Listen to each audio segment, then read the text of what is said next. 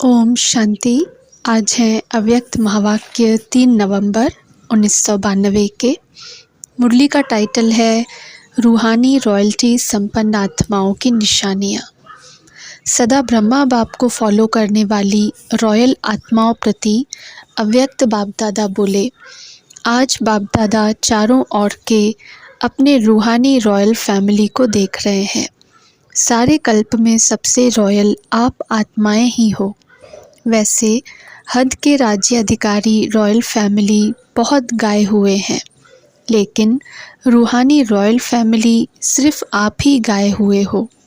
आप royal family की आत्माएं आदि काल में भी और अनादि काल में भी और वर्तमान संगम युग में भी रूहानी रॉयल्टी वाली हो।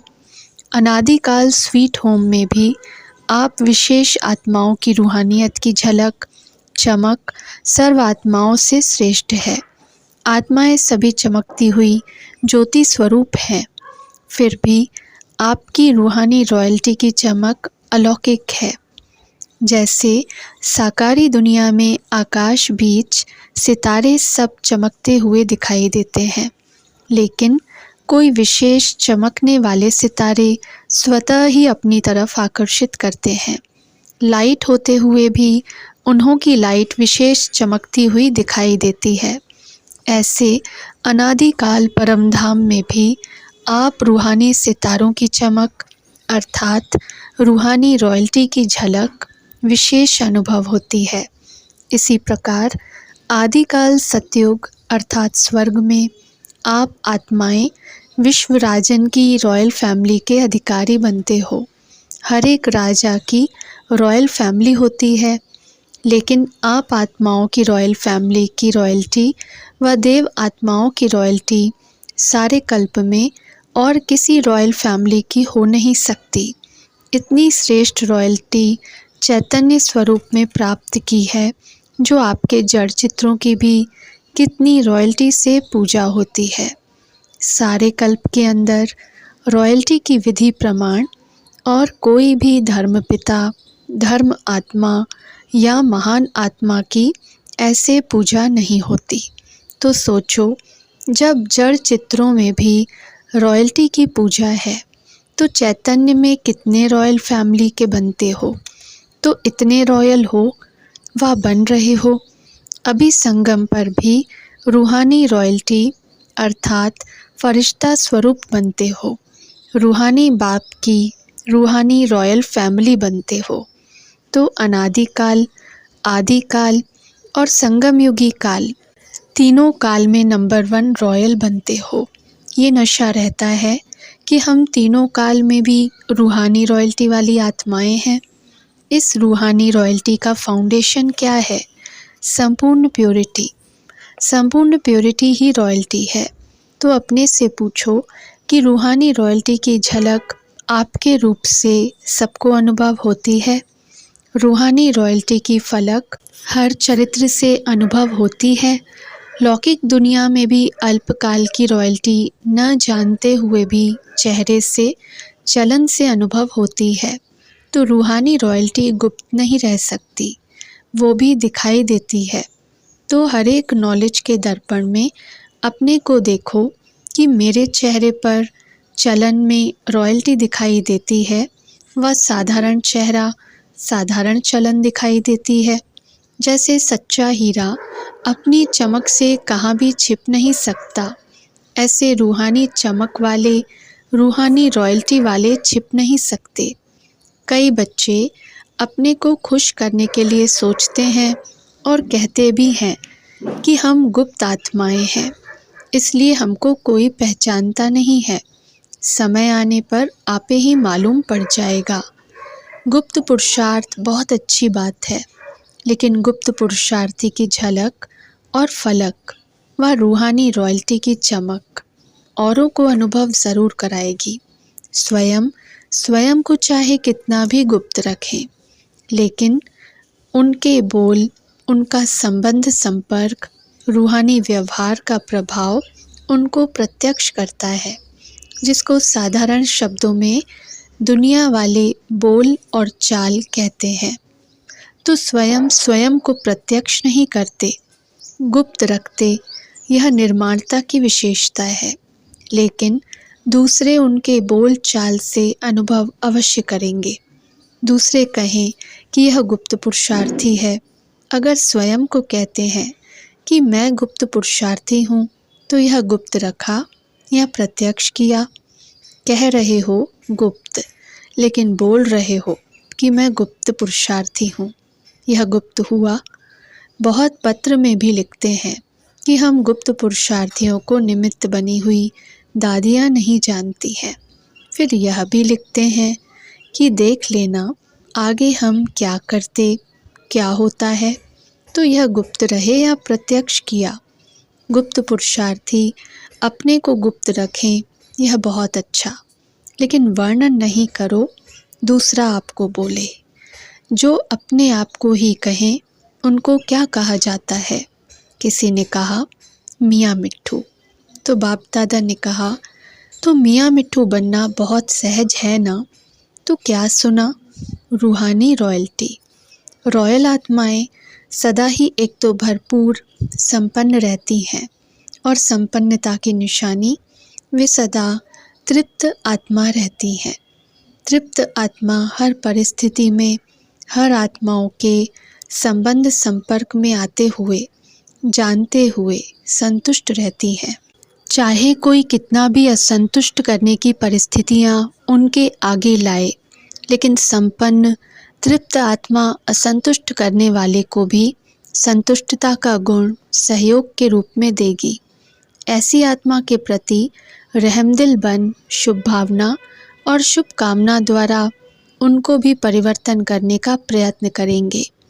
रूहानी रॉयल आत्माओं का यही श्रेष्ठ कर्म है। जैसे स्थूल रॉयल आत्माएं कभी भी छोटी छोटी बातों में, छोटी छोटी चीज़ों में अपनी बुद्धि व समय नहीं देती, देखते भी नहीं देखती, सुनते भी नहीं सुनती। ऐसे रूहानी रॉयल आत्मा किसी भी आत्मा की छोटी छोटी बातों में जो रॉयल नहीं है, उनमें अपनी बुद्धि व समय नहीं देगी। दुनिया वाले कहते हैं कि रॉयल्टी अर्थात किसी भी हल्की बात में आँख नहीं डूबती। रूहानी रॉयल आत्माओं के मुख से कभी व्यर्थ व साधारण बोल नहीं निकलेंगे। हर बोल युक्ति युक्त होगा। युक्ति युक्त का अर्थ है व्यर्थ भाव से परे, अव्यक्त भाव, अव्यक्त भावना। इसको कहा जाता है रॉयल्टी। इस समय की रॉयल्टी भविष्य की रॉयल फैमिली में आने के अधिकारी बनाती है। तो चेक करो, वृत्ति रॉयल है। वृत्ति रॉयल अर्थात सदा शुभ भावना, शुभ कामना की वृत्ति से हर एक आत्मा से व्यवहार में आए। रॉयल दृष्टि अर्थात सदा फरिश्ता रूप से औरों को भी फरिश्ता रूप देखे। कृति अर्थात कर्म में सदा सुख देना, सुख लेना, इस श्रेष्ठ कर्म के प्रमाण संपर्क में आए। ऐसे रॉयल बने हो या बनना है। ब्रह्मा बाप के बोल और चाल, चेहरे और चलन की रॉयल्टी को देखा, ऐसे फॉलो ब्रह्मा बाप। साकार को फॉलो करना तो सहज है ना। ब्रह्मा को फॉलो किया तो शिव बाप को फॉलो हो ही जाएगा। एक को तो फॉलो कर सकते हो ना। बाप समान बनने के पॉइंट्स तो रोज़ सुनते हो। सुनना अर्थात फॉलो करना। कॉपी करना तो सहज होता है ना, कि कॉपी करना भी नहीं आता। बाप दादा आज मुस्कुरा रहे थे कि मधुबन में आते हैं तो विशेष गुरुवार के दिन क्या करते हैं। एक तो भोग लगाते हैं, और क्या करते हैं जो सिर्फ मधुबन में ही करते हैं, जीते जी मरने का भोग। आप सबने जीते जी मरने का भोग लगा लिया है। बाप दादा मुस्कुरा रहे थे कि जीते जी मरना कहकर मनाना तो सहज है। स्टेज पर बैठ गए, तिलक लगा लिया, मर गए। लेकिन जीते जी मरना अर्थात पुराने संस्कारों से मरना, पुराने संस्कार, पुराने संसार की आकर्षण से मरना, यह है जीते जी मरना। भोग लगा दिया, भंडारी में जमा कर दिया और जीते जी मरना हो गया। यह तो बहुत सहज है, लेकिन मर गए। बाप दादा सोच रहे थे कि पुराने संसार और पुराने संस्कार, इससे सदा के लिए संकल्प और स्वप्न में भी मरना मनाना। ऐसा जीते जी मरना कौन और कब मनाएंगे? अगर स्टेज पर बिठाते हैं तो सबके सब बैठ जाते हैं। स्टेज पर बैठना यह तो कॉमन बात है, लेकिन बुद्धि को बिठाना, इसको कहा जाता है यथार्थ जीते जी मरना मनाना। जब मर गए, मरना अर्थात परिवर्तन होना, तो ऐसा जीते जी मरना, उसके लिए कितने तैयार होंगे कि सेंटर पर जाकर के कहेंगे कि क्या करें, चाहते नहीं थे लेकिन हो गया। यहाँ तो जीते जी मरना मनाकर जाते हैं, फिर जब कोई बात सामने आती है तो जिंदा हो जाते हैं। ऐसे नहीं करना।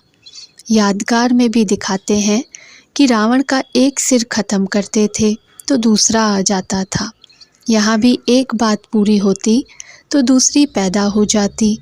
फिर समझते हमने तो रावण को मार दिया, फिर यह कहाँ से आ गया। लेकिन मूल फाउंडेशन को समाप्त न करने के कारण एक रूप बदल दूसरे रूप में आ जाते हैं। फाउंडेशन को ख़त्म कर दो तो रूप बदल करके मायावार नहीं करेगी, सदा के लिए विदाई ले जाएगी। समझा क्या बनना है? रूहानी रॉयल्टी वाले। सदैव यह चेक करो कि हर कर्म रूहानी रॉयल परिवार के प्रमाण है। जब 99% बोल, कर्म और संकल्प रॉयल्टी के हों, तब समझो भविष्य में भी रॉयल फैमिली में आएंगे। ऐसे नहीं सोचना हम तो आ ही जाएंगे।